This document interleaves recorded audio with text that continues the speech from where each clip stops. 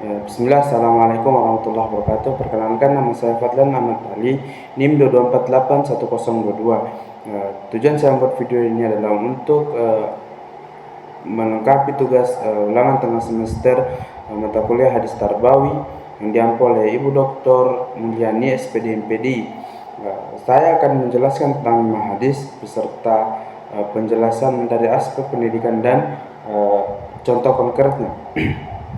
Langsung saja ke hadis yang pertama. An Abi Hurairah radhiyallahu anhu qala qala Rasulullah sallallahu alaihi wasallam man salaka tariqan yaltamisu fihi ilman sahalallahu bihi tariqan ilal jannah. Yang artinya barang siapa menempuh suatu jalan untuk mencari ilmu, maka Allah akan mudahkan baginya jalan menuju ke surganya. Hadis riwayat Bukhari dan Muslim. Adapun penjelasan aspek pendidikan, hadis ini menjelaskan bahwa menuntut ilmu memiliki kedudukan yang sangat mulia di dalam agama Islam. Menuntut ilmu bukan hanya untuk mendapatkan kedudukan atau jabatan duniawi, tetapi dengan menuntut ilmu seseorang bisa mendapatkan jalan menuju ridha Allah dan jalan menuju surga. Adapun contoh konkretnya adalah seorang mahasiswa yang menuju kampusnya untuk mencari ilmu, atau seorang yang menuju ke tempat kajian untuk berthalabul ilmi.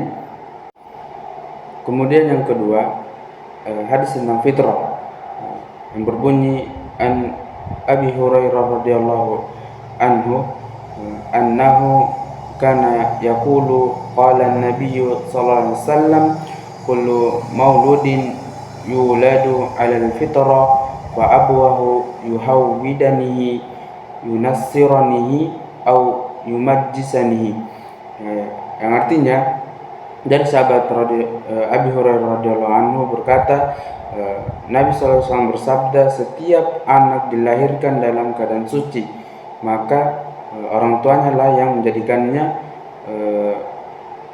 Yahudi, Nasrani atau Majusi. Hadis riwayat Bukhari dan Muslim. Adapun penjelasan aspek pendidikannya adalah hadis ini menjelaskan bahwa setiap manusia lahir dalam keadaan suci dan berpotensi menerima kebenaran. Kemudian yang kedua, hadis ini menerangkan bahwa peran orang tua sangat penting dalam membentuk kebiasaan, akhlak dan kepribadian dan keimanan sang anak. Adapun contoh konkretnya adalah anak diajarkan untuk membaca doa-doa harian mulai sejak kecil. Yang kedua, anak diajarkan untuk berkata jujur dan yang baik-baik dan menghormati orang lain. Adapun hadis yang ketiga, hadis metode pendidikan agama Islam yang berbunyi an Amri bin Shu'aib an abihi an jaddihi qala Rasulullah sallallahu alaihi wasallam murru auladakum bis salati wa hum abna'u sab'i sininan wadribhum 'alaiha wa hum abna'u asyri sinina, yang artinya dari Amr bin Shu'aib, dari bapaknya, dari kakeknya mengatakan, Nabi sallallahu alaihi wasallam bersabda, perintahkanlah anak-anak kalian untuk sholat pada usia 7 tahun dan berilah penegasan ketika berusia umur 10 tahun ketika mereka meninggalkannya. Hadis riwayat Abu Daud. Adapun penjelasan dari aspek pendidikan adalah hadis ini menjelaskan bahwa pendidikan agama Islam itu dilakukan secara bertahap sesuai dengan usia dan perkembangan anak. Pada usia 7 tahun, sang anak mulai diperintahkan mengerjakan sholat dengan cara yang lembut, diajak dan dibimbing.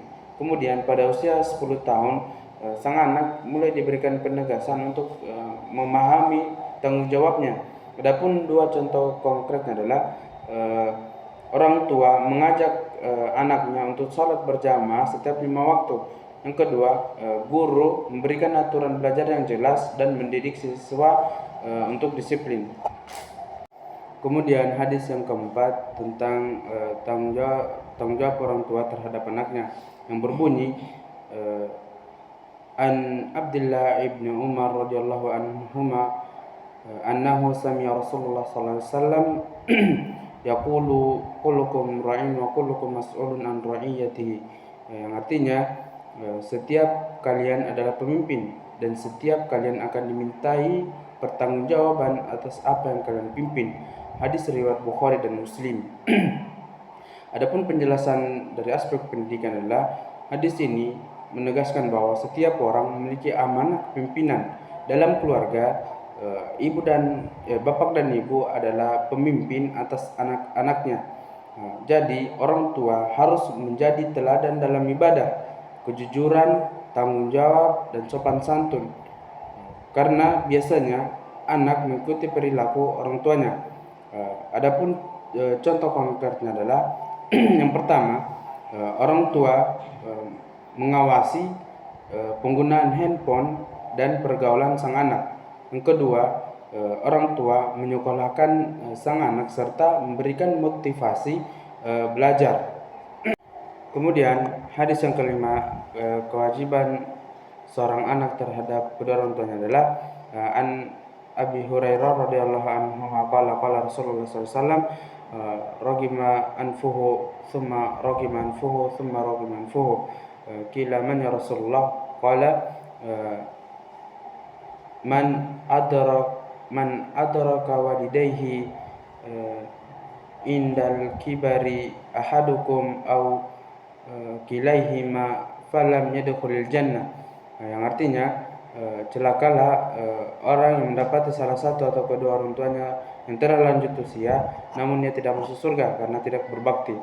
Hadis riwayat Muslim. Adapun penjelasan dari aspek pendidikan adalah hadis ini menunjukkan bahwa besarnya kedudukan orang tua. Berbakti kepada kedua orang tua adalah amalan yang besar setelah beribadah kepada Allah. Pada usia lanjut, orang tua membutuhkan perhatian, bantuan, serta kasih sayang terhadap kepada anak-anaknya. Adapun contoh konkretnya adalah seorang anak membantu kebutuhan bapak dan ibunya di rumah tanpa harus diminta. Yang kedua, seorang anak merawat orang tuanya yang sakit dan selalu mendoakannya.